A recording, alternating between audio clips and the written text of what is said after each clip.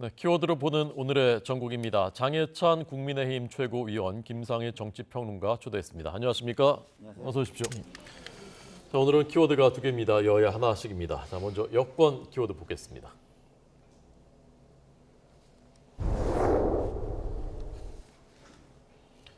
네, 어제 윤석열 대통령과 박근혜 전 대통령이 국립현충원에서 열린 박정희 대통령 추도식 44주기 참석한 모습입니다. 대통령께서 귀국한 지 2시간 만에 참석한 곳이고 또 현직 대통령으로는 처음 참석한 것이라면서요? 네, 그래서 남다른 의미가 있는 것 같습니다. 일단 박정희 대통령의 유족인 박근혜 전 대통령께서 윤석열 대통령이 해외 순방 마치자마자 바로 추도식에 참석한 것에 대해 진심으로 감사하다라는 말씀을 여러 번 하셨고요. 저도 현장에서 지도부로 추도식에 참석해서 두 분이 짧게 대화 나누시는 것이나 네. 함께 또 묘소에 추모하기에 올라가는 모습 등등을 지켜봤는데 단순히 행사에 같이 참석했다는 것 정도가 아니라 인간적으로 좀 서로를 향한 고마움이라던가 이런 것들을 표현하는 것들이 많이 묻어나왔습니다. 네. 이것이 중요한 것은 혹자는 또 일부 언론은 이게 보수 통합이나 보수 결집만을 위한 행보가 아니냐라고 분석을 합니다만 저 자리에 또 5.18 정신이나 이제 호남을 많이 강조하는 우리 당의 인요한 혁신위원장도 함께 있지 않았습니까? 네네. 그러니까 호남이나 중도로서의 외연 확장 기조를 마음껏 펼치기 이전에 우리 보수 정당의 어떤 뿌리라고 할 수 있는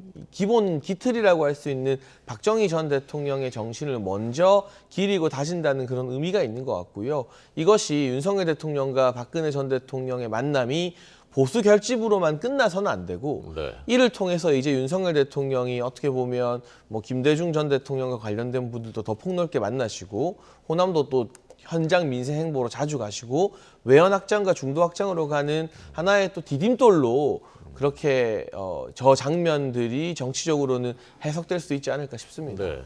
1년 5개월 만에 박근혜 전 대통령과의 만남이었는데 분위기가 1년 5개월 전과 비교해도 좀 다르다고 느끼셨습니까? 네, 저도 사실은 윤석열 대통령께서 도착하기 이전에 먼저 또 박근혜 전 대통령에게 가서 인사를 드렸는데요. 네, 네. 당연히 일단은 예전보다는 또 언론에 알려졌던 것보다는 건강이 많이 회복되신 것 같았고요.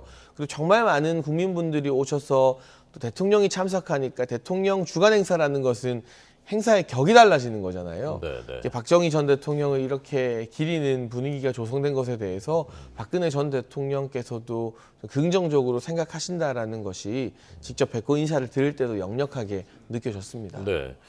어제 윤석열 대통령은 박정희 전 대통령을 8번 언급했다고 하고 박근혜 전 대통령은 우리라는 표현을 7번 사용을 했다고 합니다. 어제 발언 잠깐 들어보고 그다음에 김상일 박사님께 여쭤보겠습니다. 보시죠. 제가 취임 이후 지금까지 전 세계 92개국 국가의 정상을 만나 경제 협력을 논의했습니다만 박정희 대통령께서 이루어내신 이 압축 성장을 모두 부러워하고 위대한 지도자의 결단에 경의를 표했습니다. 저는 이분들에게 박정희 대통령을 공부하라. 그러면 귀국의 압축 성장도 보장할 수 있을 것이라고 늘 강조했습니다. 오늘 해외 순방에서 돌아오시자마자 곧바로 추도식에 참석해 주신 윤석열 대통령님께 심심한 사의를 표합니다. 지금 우리 앞에는 여러 어려움이 놓여 있다고 합니다. 하지만 저는 우리 정부와 국민께서 잘 극복해 나갈 것이라고 생각합니다. 김성일 박사님은 어제 이 장면 네. 어떻게 보셨습니까? 지도자들끼리 자주 보시는 건 전 좋은 거라고 생각을 해요. 근데 지나치게 많은 의미를 부여하려는 모습을 보면서 좀 많이 불안해하는 거 아닌가 이런 생각이 좀 들었고요. 네. 그리고 이것을 국민 통합이다라고까지 얘기하는 거는 좀 과도한 표현이고, 보수 통합을 일단 좀 불안하니까 더 하고 중도로 외연 확장을 하겠다. 그거라면 저는 이해가 된다고 생각하고 네네. 또 그렇게 해주시길 전 바랍니다. 근데 지금까지의 형태를 보면 보수가 결집이 되면 중도로 나가려고 안 하고 오히려 자기들의 세를 과시하거나 오만해지는 경우가 더 많은 경우도 있었습니다. 그러니까 그런 우를 다시 범하지 않았으면 좋겠다 이런 생각이 하나 들었고요. 또 하나는 뭐 두 분이 만나시는 모습은 좋았지만 대통령의 일정이 너무 편하구나 이런 생각이 들었습니다. 대통령의 일정을 짜는 분들이 대통령의 일정을 좀 불편하게 만들어 주셨으면 좋겠다 이런 생각이 드는 게요. 우리 편, 내가 편한 곳 이런 데만 다니면 그 국민 통합은 이루어지지 않습니다. 그래서 대통령께서 좀 더 불편한 일정을 만들어 드리고 불편한 곳에 가서 서로 대화하게 하고 포용하게 하고 이래야 진정한 국민 통합이 이루어지지 않을까 이런 생각을 좀 해봤습니다. 예. 이태원 참사 추도식에 참석하지 않은 것을 말씀하시는 겁니까? 그것도 그렇고요. 그리고 보수 진영의 뭐 대구시장이라든가 이런 데 가시는 것보다 뭐 호남을 그러려면 한 번 더 방문하시던가 아니면 그 진보 진영에서 주장하는 어떤 인권 단체가 됐든 아니면 뭐 노동 단체가 됐든 이런 데를 한 번 더 방문을 하시던가 이런 것이 예를 들어서 노동 개혁을 하는데도 그게 훨씬 더 도움이 됩니다. 예를 들어서 경영자들만 만나서 얘기를 한 다음에 편하게 얘기 듣고 편하게 식사하고 뭐 고급스럽게 뭐 이렇게 한 자리를 그 마련한 다음에 노동자들에게 막 예를 들어서 뭐 이게 개혁을 하겠다 이러면 이걸 개혁으로 느낄지 아니면 자신들에 대한 탄압으로 느낄지 이런 것들을 좀 생각해 보셔야 되지 않나 이런 차원에서 드리는 뭐 제 나름대로의 쓴소리 내지는 충언이다 이렇게 좀 말씀드리겠습니다.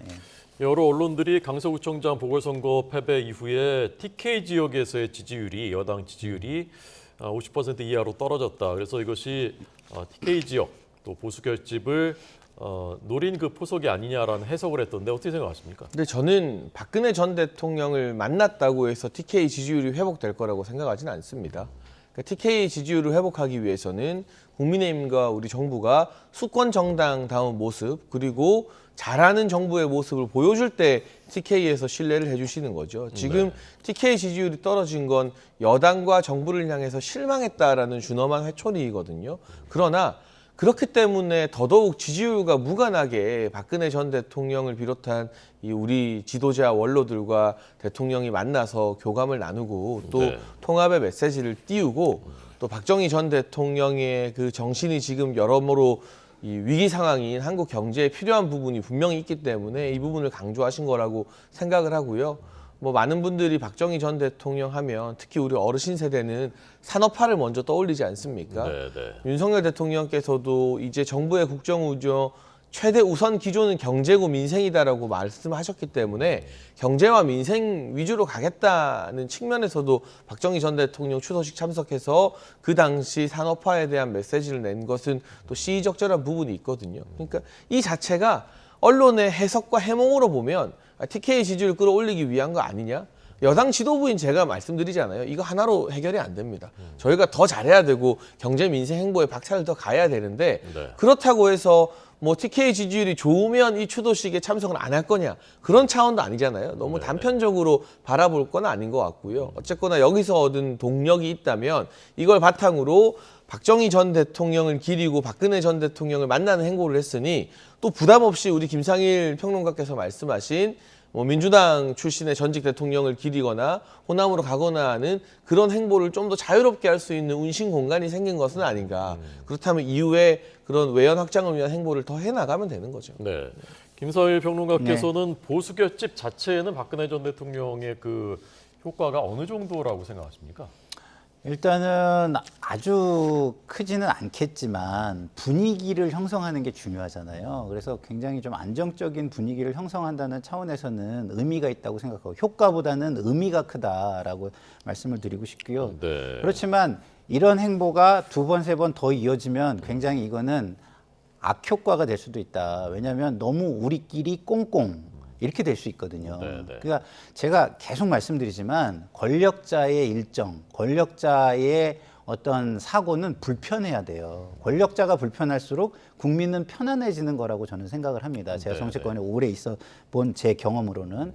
그리고 또 하나는 너무 과거 지향적이에요. 박정희 대통령 뭐 업적을 남기셨다. 좋아요. 그럼 그 업적을 지금 이어받아서 어디로 나갈 것인가 이 비전이 나와야 되거든요. 네, 네. 근데 하면 된다를 강조했다. 뭐 이런 또 언론의 이야기가 있더라고요. 그러면 지금 하면 된다가 맞나요? 산업화를 이룬 거 업적을 그 딛고 가자는 것까지는 좋은데 하면 된다를 하자? 이건 너무 시계가 멈춰 있다. 지금 보수의 시계가 너무 멈춰 있는 거 아니냐.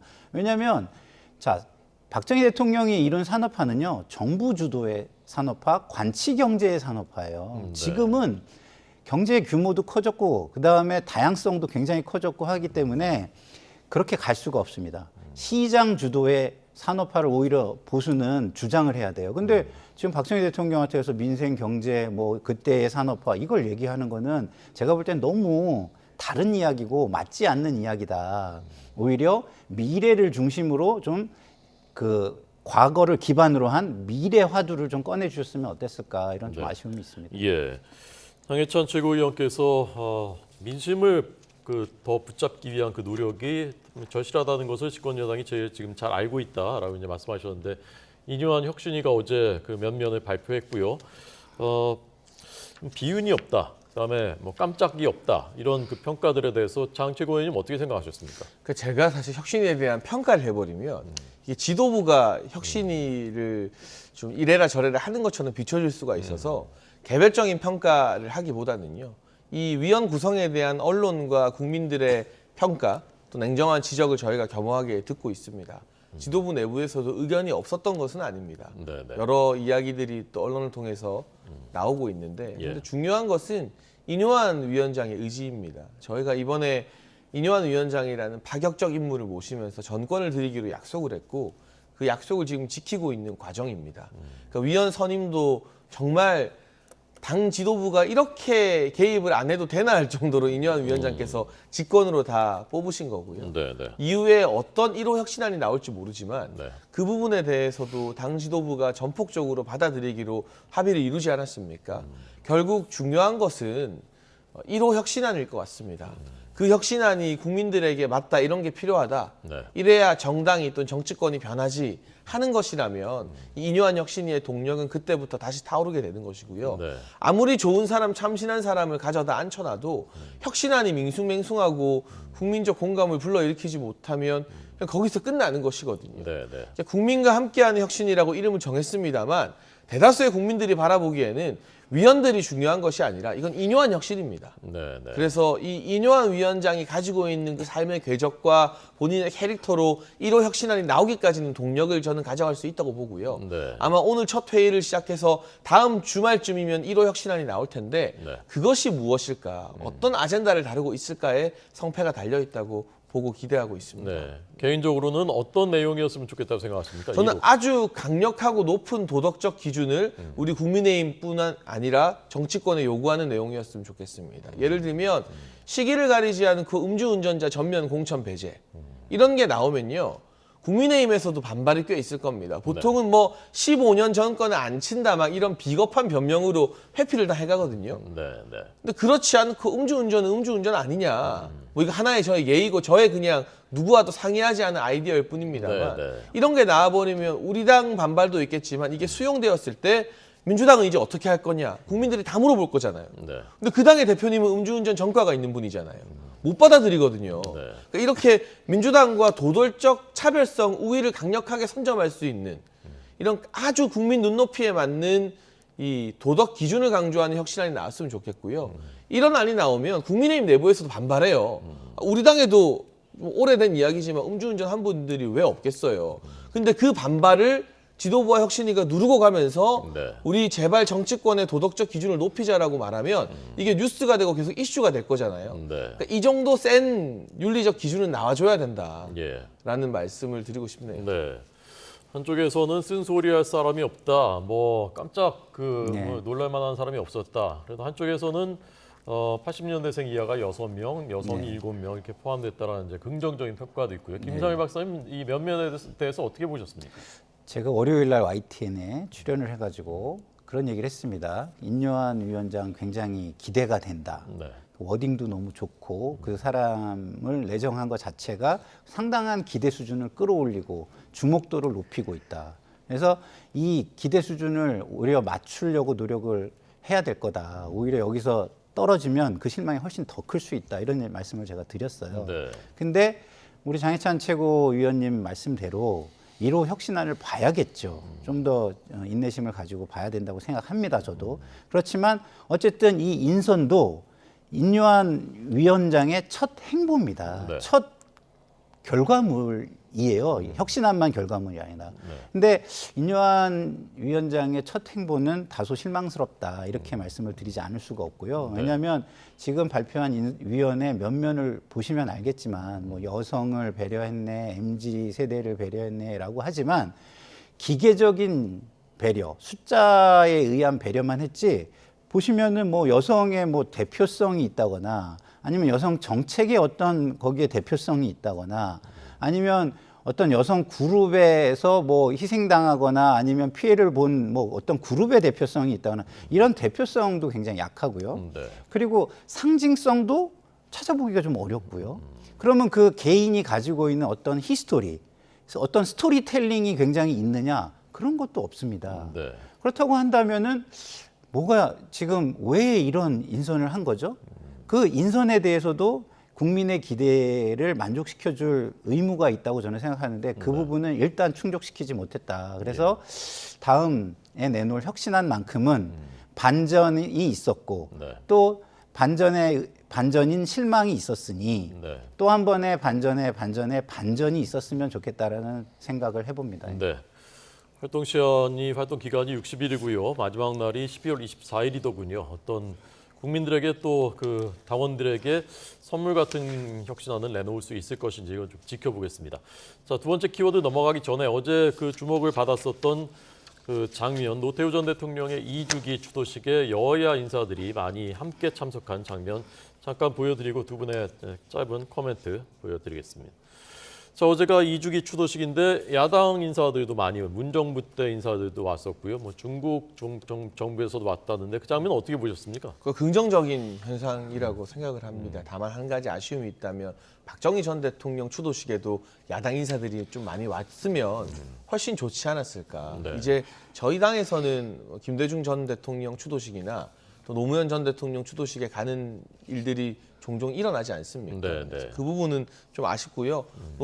노태우 전 대통령 같은 경우는 지금 돌아보면 굉장히 실용적인 정치를 한 분으로 그리고 북방 외교의 선구자로 정치권의 인식이 과거와는 다르게 많이 또 바뀌어 있죠. 네. 그런 점에서 또 이 야당 같은 경우는 이 외교 노선의 다양화를 좀 추구한다는 점에서 노태우 전 대통령에 대해서 또 다른 평가를 할 수밖에 없는 시점이고 네. 역사에 공가가 있는데요. 저는 이 미국 대통령들 보면 돌아가시고 난 다음에 민주당이건 공화당이건 웬만하면 공에 초점을 맞춰서 이야기를 하는 것 같아요. 네. 근데 우리는 돌아가신 전직 대통령들 과에 좀 지나치게 초점을 맞추는 잘못된 어떤 인식이 있는 것은 아닌가. 정치권에서 공가에 대한 평가 객관적이고 냉정하게 해야 되지만 어쨌든 한 시대를 이끌고 대한민국을 이끌었던 분들의 공에 네. 조금 더 초점을 맞추는 문화가 여야에 자리 잡았으면 합니다. 네. 김영삼, 김대중 전 대통령의 그 아들들 포함해서 야권 인사들도 와 있는 모습 보셨습니다. 어떻게 보셨습니까?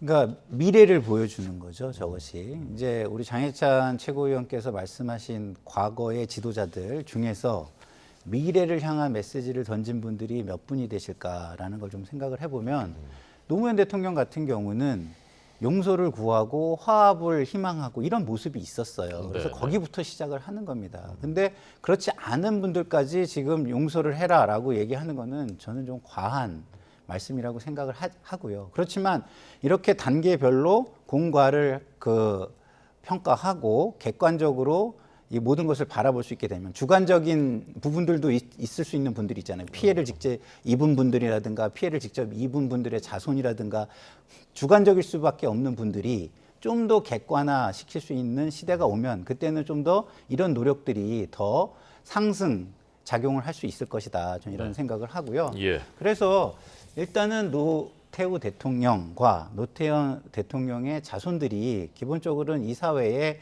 어떤 첫발 내지는 어떤 씨앗 화해 미래 화해에 대한 씨앗을 좀 뿌리고 있는 모습이 될 수도 있겠다. 이런 측면에서 긍정적으로 보입니다. 네.